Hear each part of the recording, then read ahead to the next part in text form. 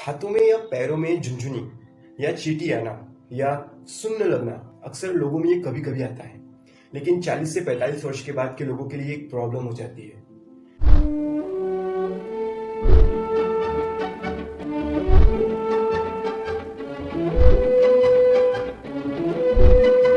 नमस्ते एवरीवन, मैं वैद सर्वेश स्वागत करता हूं अपने YouTube चैनल पर। बहुत देर तक एक ही पोजीशन में, एक ही पोस्चर में बैठने पर पैरों में, हाथों में करंट जैसा या चींटियों जैसा लगता है। हम इसे ज्यादा सीरियस न लेते हुए इग्नोर कर देते हैं, लेकिन ये कितना सीरियस हो सकता है इसका अंदाजा नहीं होता है। इसकी गंभीरता यही है कि आपको शायद बिस्तर से हिलना भी मुश्किल हो जाए। जी हाँ, आज इस वीडियो में मैं आपको इसी पर डिटेल जानकारी दूंगा और ये भी बताऊंगा कि वो कौन सी 5 ऐसी आदतें हैं जिससे आपको आने वाले समय में इस बीमारी का सामना करना पड़ सकता है। चींटियां आना या सुन्नपन आना, जिसे मेडिकल टर्म टिंगलिंग और नमनेस कहा जाता है, ये तब होता है जब आपकी नर्व इरिटेट होती है और ज्यादा सिग्नल देने लगे। तब आपको करंट लगने जैसा, नसों में खिंचाव लगना, हाथ पैरों में कमजोरी आना, इस तरह के लक्षण महसूस होने लगते हैं। आयुर्वेद में ये वात रोग कहलाता है, जिसके लिए चिमचिमायन शब्द प्रयोग किया जाता है। जब शरीर में कहीं भी किसी भी वजह से नस दबती है, तब वातवाहिनी नाड़ियों में झंझनाहट पैदा हो जाती है। जब दबाव ज्यादा देर तक रहता है तो उस एरिया में ब्लड सर्कुलेशन कम होता है और वो एरिया सुन्न होने लगता है। यंग लोगों में कुछ ही मिनट में ये लक्षण कम हो जाते हैं, लेकिन जैसे जैसे उम्र बढ़ती है, नस पर दबाव बढ़ता जाता है और जैसे ही रात को सोते हैं या एक जगह बैठते हैं, नसों में तकलीफ होना शुरू हो जाती है। पेशेंट अनस्टेबल रहता है। जो लोग इस बीमारी को हल्के में लेते हैं उनको मैं सावधान करना चाहूंगा, क्योंकि अगर आपको बार बार झुंझुनाहट होती है तो ये कोई बड़ी बीमारी को दर्शा रहा है। लेकिन यहां मैं एक बात को क्लियर कर देता हूं कि कई मर्तबा पेशेंट का कॉल आता है, वे कहते हैं कि सर, मुझे पिछले 1 महीने से हाथों में चींटियां जैसी लगती है, तो क्या मुझे ये लकवा हो गया है? जी नहीं, बिल्कुल नहीं। हाथों या पैरों में झुंझुनाहट लकवे का साइन नहीं है, लेकिन हाँ, कोई गंभीर कारण हो सकता है जिसकी आपको ठीक से जांच करवाना जरूरी होता है। अगर इसके अलग अलग कारणों की बात करें तो ज्यादातर मामलों में एक ही पोजीशन में बैठने पर यह देखने मिलता है, लेकिन कुछ मूवमेंट करने पर ठीक भी हो जाता है। इसी तरह पीठ पर चोट लगने की वजह से भी आगे जाकर झुंझुनाहट की प्रॉब्लम हो सकती है। किसी एक तरफ हो, जैसे कि राइट हैंड में या लेफ्ट में, तो साथ में बोलने में तकलीफ भी हो, तो आपके ब्रेन में कोई बीमारी बन रही है, आप ऐसा सोच सकते हैं। अगर दोनों हाथों में हो तो रीढ़ की हड्डी की वजह से वो बीमारी हो सकती है। अगर आपको शुगर है, आप सही समय पर मेडिसिन नहीं लेते हैं, तो भी आपको पैरों में चींटियां रेंगने जैसा लगने लगता है, नसें कमजोर होने लगती है। हमारी वातवाहिनी नाड़ियां हमारी रीढ़ की हड्डी से होते हुए हमारे शरीर में करंट पहुंचाने का काम करती है। अगर इन नसों में, रीढ़ की हड्डी में गैप कम होने से दबाव आता है तो आपके हाथों में या पैरों में करंट लगना शुरू हो जाता है।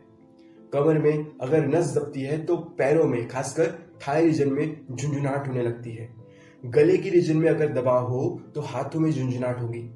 एल्बो के रीजन में दबाव होगा तो केवल उस हाथ के फोर आर्म रीजन में ही झुंझुनाहट महसूस होगी।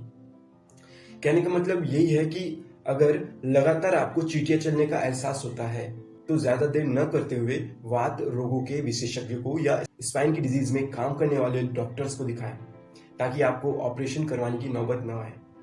अब मैं 5 ऐसी आदतें बताऊंगा जिस पर अभी आपने ध्यान नहीं दिया तो कुछ सालों बाद आपको भी झुंझुनाहट से परेशान होकर ऑपरेशन करवाना पड़ सकता है।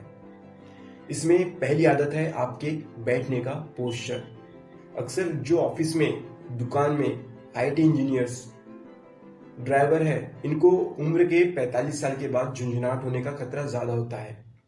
इन्हें अपने काम में लंबे समय तक बैठना होता है, जिससे उनकी रीढ़ की हड्डी के बीच में होने वाले डिस्क, जो हड्डियों को घिसने से बचाती है, इस डिस्क का डिजनरेशन होना शुरू हो जाता है और कुछ ही सालों में इसमें विकृति हो जाती है और फिर वहां नस दबकर झुंझुनाहट पैदा करती है।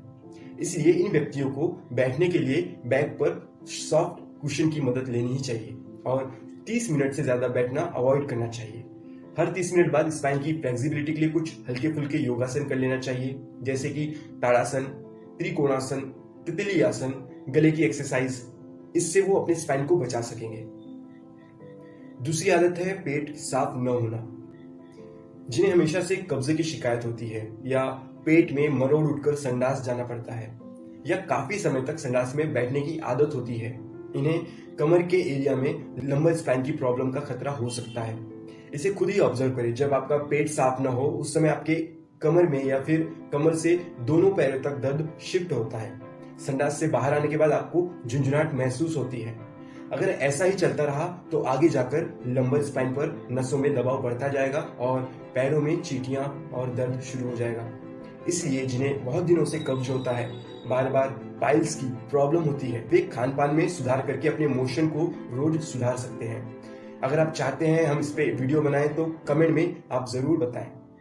तीसरी आदत जो आपकी स्पाइन प्रॉब्लम बढ़ाकर झुंझुनाहट पैदा करता है वो है जिम में हैवी वर्कआउट करना।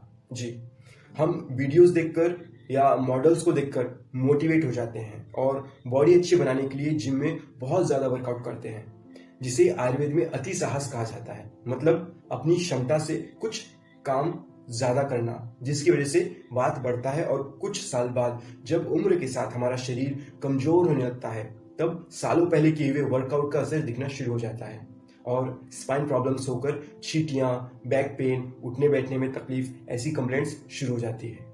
चौथी वजह कुछ ऐसी ही है जो महिलाओं में ही दिखती है। झुंझुनाहट की तकलीफ अक्सर महिलाओं को ज्यादा होती है। इसका सबसे बड़ा कारण प्रेगनेंसी के समय कमर के एरिया में वात बढ़कर वहां दर्द और झुंझुनाहट करता है। डिलीवरी होने के बाद अगर शरीर को रेस्ट नहीं देते हैं, एनर्जी नहीं देते हैं, तो महिलाओं में 40 से 45 की उम्र में ही तकलीफ शुरू हो जाती है। इसीलिए प्रेगनेंसी के समय या फिर डिलीवरी के बाद खुद का ध्यान ज्यादा रखना पड़ता है, क्योंकि उस समय सबसे ज्यादा तकलीफ शुरू होती है। और लास्ट में पांचवी वजह है ओवरवेट।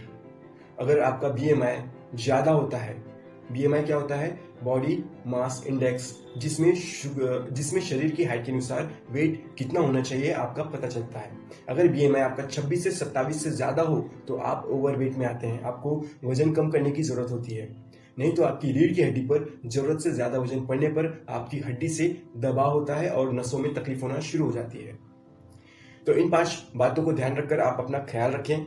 झुंझुनाहट इग्नोर नहीं किया जा सकता है। इसके लिए सही तरीके से ट्रीटमेंट लें और वीडियो को लाइक करके चैनल को सब्सक्राइब कर लें। फिर मिलेंगे, तब तक के लिए अलविदा।